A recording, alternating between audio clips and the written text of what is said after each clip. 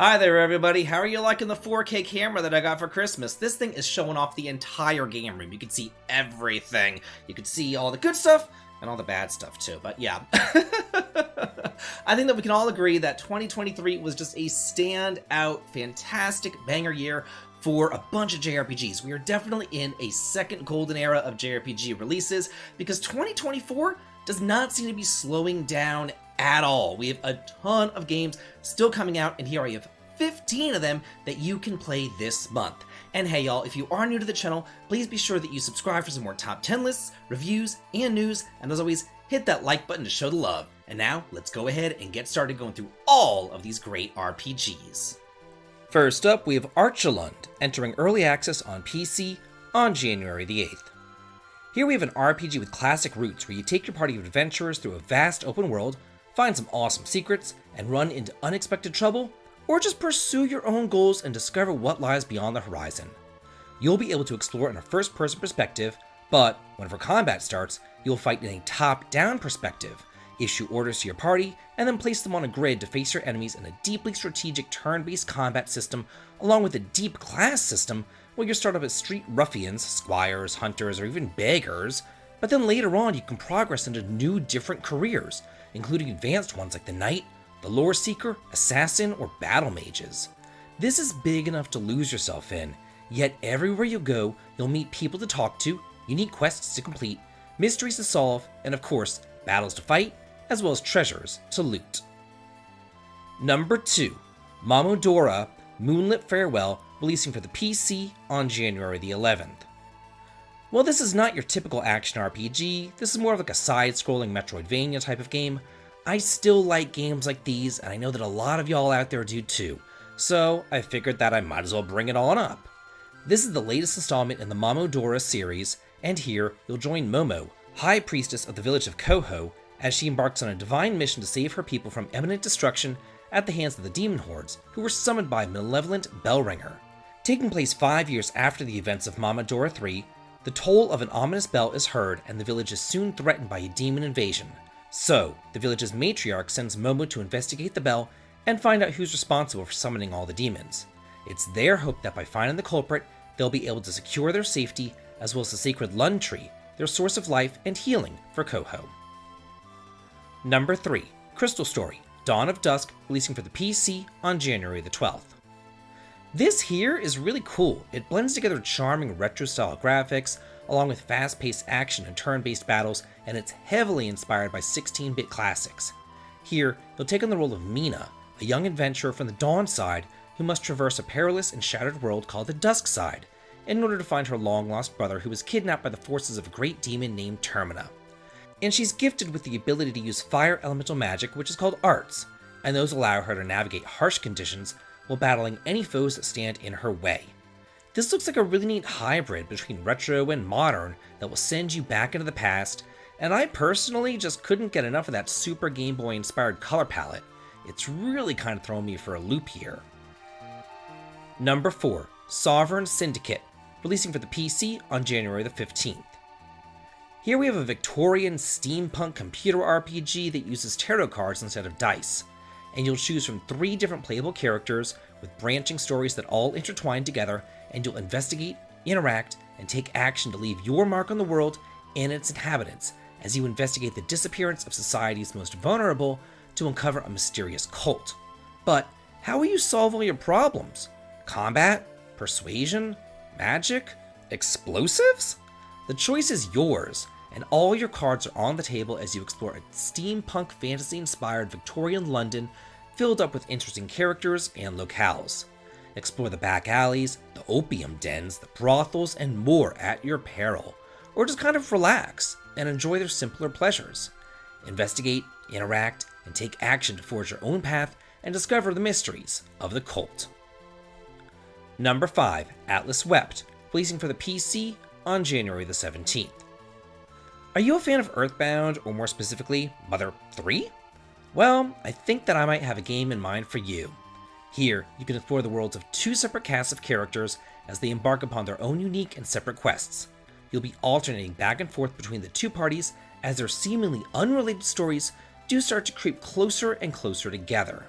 You can engage with a wide variety of enemies and turn-based combat mixed with a kind of like Undertale bullet hell twist. The whole thing looks really different, and I, for one, am actually pretty excited about it. So come on in and fight to uncover the mystery of who actually holds up the ground beneath your feet. Number 6, All Quiet in the Trenches, releasing for the PC on January the 17th. Whenever I saw this game, the first thing that came to my mind was Valkyria Chronicles, but while that game was bright and colorful, this one looks much more nitty-gritty and realistic. This is a narrative turn-based strategy RPG set during World War I, where you play as a German officer and get to know all your soldiers, take care of their needs, and lead them into battle, all while striving to strike that precarious balance between the ambitions of your superiors and the survival of your own men. Is there enough time for your men to rest? Can they process the horrors that they've experienced and mourn their fallen comrades? Your decisions between the needs of the soldiers and the demands of your superiors result in a unique story every time that you play. But your choices don't change the outcome of the war. Instead, they change the life of your soldiers. And if you do like what you see here, there is a demo that you could check out for free. Number 7, Lone Star, releasing for the PC on January the 18th. No, unfortunately, this isn't an RPG about that country band that I just loved from the 90s. Instead, this is a strategic roguelike spaceship deck builder game where you capture criminals scattered across the universe, find treasures, customize spaceships, unlock talents, and defeat the felons in order to become a legend. Here you can choose to customize your own spaceship as well as choose from a plethora of different pilots to command it. And between each battle mission, you'll be granted some vacation leave, where you'll encounter various unique elements, make choices, and obtain resources, and scattered across the universe there are hundreds of different treasures, each with a unique function. Coupled with the various exclusive units and different spaceships, there's really endless ways that you can customize your ship to your liking. And if you're at all intrigued by this, be sure to check out that free demo over on Steam. Number 8, Neptunia Sisters vs. Sisters, releasing for the Nintendo Switch on January 23rd. Oh gosh, I guess we didn't suffer enough when this shit came out last year for the PS4, PS5, and PC. Now those poor unfortunate kiddos over on the Nintendo Switch must suffer too. This game won my prestigious award of being one of the worst games released last year, and I honestly don't know how, number 1, this stupid company stays in business, and number 2, how this long-running series keeps on selling, cause damn, they are terrible. If, for whatever reason, you do want to subject yourself to this garbo, be my guest. It is the first action RPG in the series, so if you want to see for yourself, like the novelty, there's that, I guess, but don't say I didn't warn you. Number 9, Enshrouded, releasing for the PC on January 24th. Here you have a co-op survival action RPG where you can play with up to 16 different players at the same time. You play as a member of the Flameborn, the last flicker of hope of a dying race. You see, in their greed for magical power, your ancestors unleashed a pestilence that consumed the world. So it's your job to awaken, survive the terror of a corrupting fog, and reclaim the lost beauty of your kingdom by venturing into a vast world, vanquishing punishing bosses, building up grand halls, and forging your own path ahead.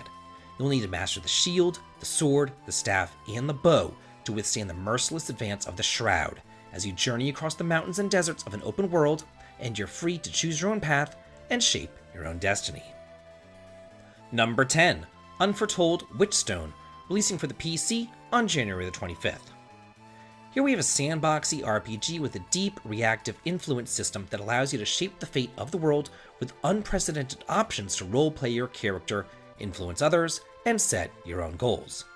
Each choice along your journey feeds into a non-linear narrative system that changes relationships and outcomes dynamically, backed by classic turn-based combat as well as stealth systems, and steeped in a universe of forgotten realms.